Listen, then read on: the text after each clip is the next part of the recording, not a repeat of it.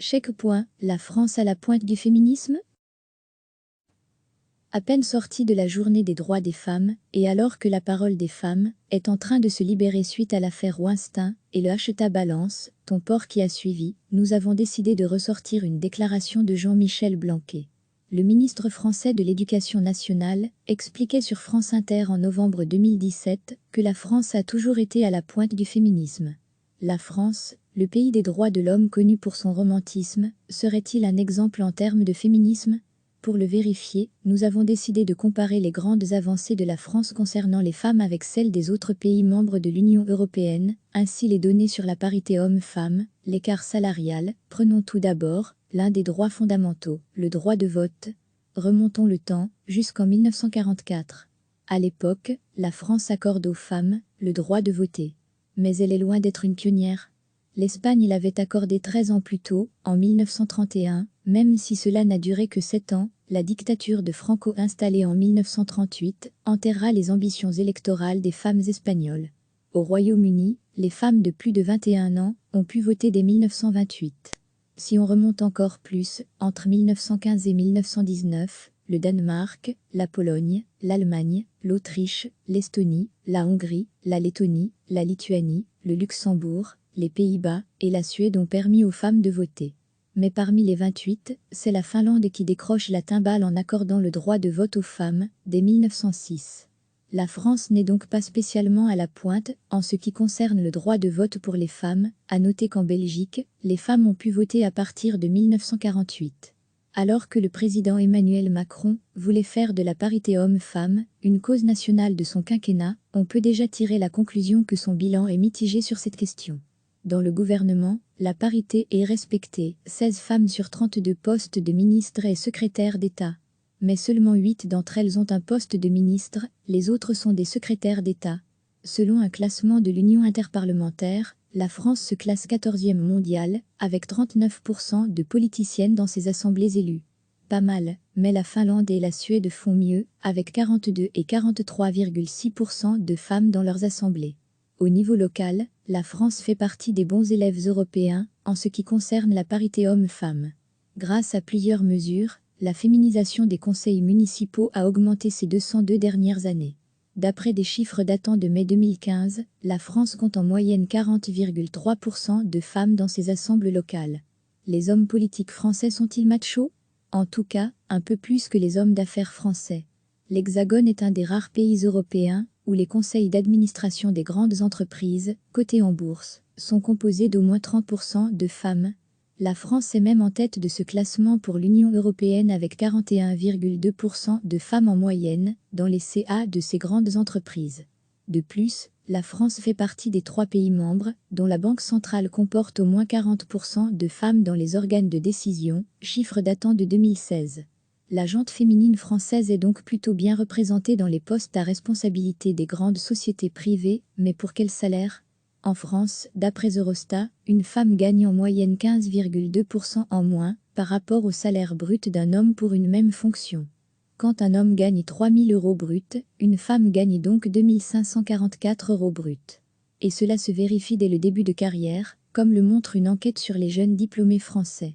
Cette proportion est proche de la moyenne européenne, 16,2%, mais l'écart salarial est beaucoup plus petit en Roumanie, 5,2%, en Italie, 5,3%, et au Luxembourg, 5,5%. La France ne fait donc pas spécialement figure d'exemple quand on parle d'égalité des salaires, et ce, malgré la loi du 4 août 2014 pour l'égalité réelle entre les femmes et les hommes. Il reste maintenant les avancées sociétales pour les femmes, comme le droit à l'avortement ou celui à la contraception. Simone Veil a-t-elle fait de son pays un précurseur? Alors que l'avortement était interdit en France jusque-là, il était même considéré comme un crime contre l'État pendant la période du régime de Vichy. Simone Veil a fait passer une loi sur l'accès à l'IVG en 1974. Mais avant cela, des pays comme la Suède, 1938, le Royaume-Uni, 1967, ou encore la Finlande, 1970, avaient déjà autorisé l'avortement. Là encore, la France n'est donc pas la chef de file. Si on regarde donc les grandes avancées concernant les droits des femmes, ainsi que les indices de parité et d'écarts salariaux dans les différents pays membres de l'Union européenne, on peut affirmer que la France n'est pas à la pointe du féminisme.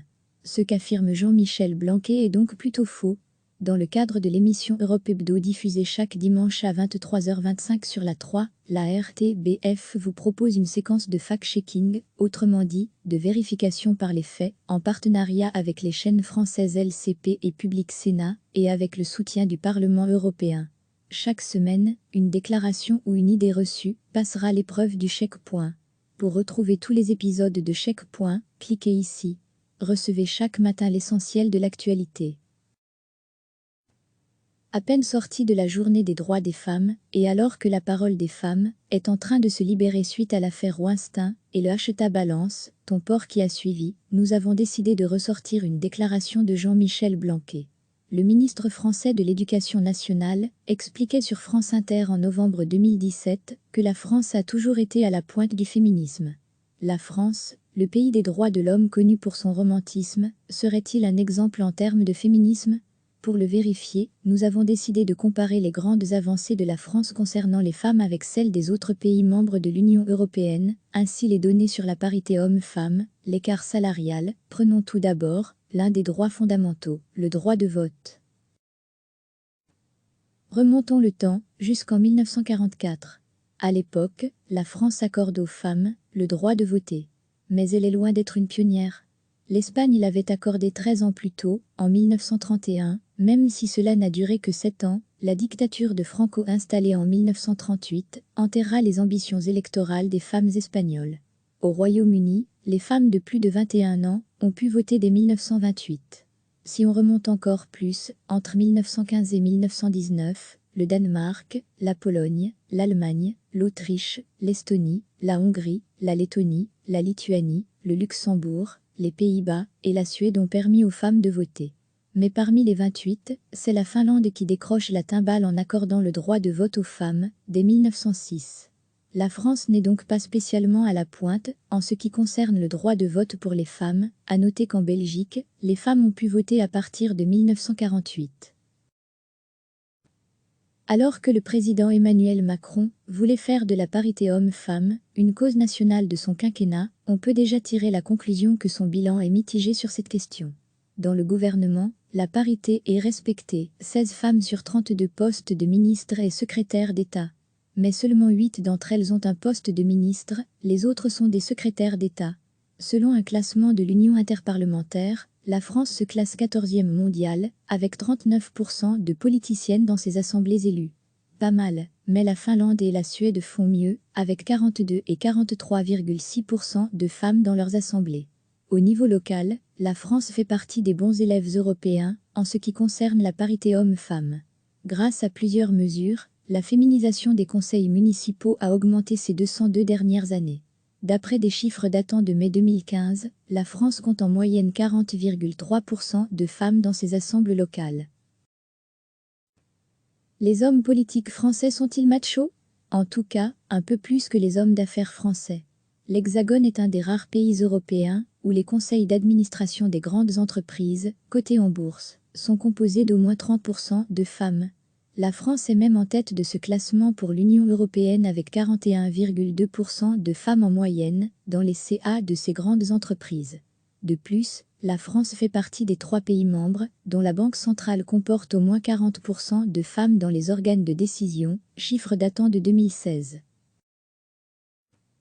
La gente féminine française est donc plutôt bien représentée dans les postes à responsabilité des grandes sociétés privées, mais pour quel salaire ? En France, d'après Eurostat, une femme gagne en moyenne 15,2% en moins par rapport au salaire brut d'un homme pour une même fonction. Quand un homme gagne 3 000 € bruts, une femme gagne donc 2 544 € bruts. Et cela se vérifie dès le début de carrière, comme le montre une enquête sur les jeunes diplômés français. Cette proportion est proche de la moyenne européenne, 16,2%, mais l'écart salarial est beaucoup plus petit en Roumanie, 5,2%, en Italie, 5,3%, et au Luxembourg, 5,5%. La France ne fait donc pas spécialement figure d'exemple quand on parle d'égalité des salaires, et ce, malgré la loi du 4 août 2014 pour l'égalité réelle entre les femmes et les hommes. Il reste maintenant les avancées sociétales pour les femmes, comme le droit à l'avortement ou celui à la contraception. Simone Veil a-t-elle fait de son pays un précurseur? Alors que l'avortement était interdit en France jusque-là, il était même considéré comme un crime contre l'État pendant la période du régime de Vichy. Simone Veil a fait passer une loi sur l'accès à l'IVG en 1974. Mais avant cela, des pays comme la Suède, 1938, le Royaume-Uni, 1967, ou encore la Finlande, 1970, avaient déjà autorisé l'avortement. Là encore, la France n'est donc pas la chef de file. Si on regarde donc les grandes avancées concernant les droits des femmes, ainsi que les indices de parité et d'écarts salariaux, dans les différents pays membres de l'Union européenne, on peut affirmer que la France n'est pas à la pointe du féminisme. Ce qu'affirme Jean-Michel Blanquer est donc plutôt faux. Dans le cadre de l'émission Europe Hebdo diffusée chaque dimanche à 23h25 sur la 3, la RTBF vous propose une séquence de fact-checking, autrement dit, de vérification par les faits, en partenariat avec les chaînes françaises LCP et Public Sénat, et avec le soutien du Parlement européen. Chaque semaine, une déclaration ou une idée reçue passera l'épreuve du checkpoint. Pour retrouver tous les épisodes de Checkpoint, cliquez ici. Cliquez sur s'abonner pour recevoir les dernières nouvelles.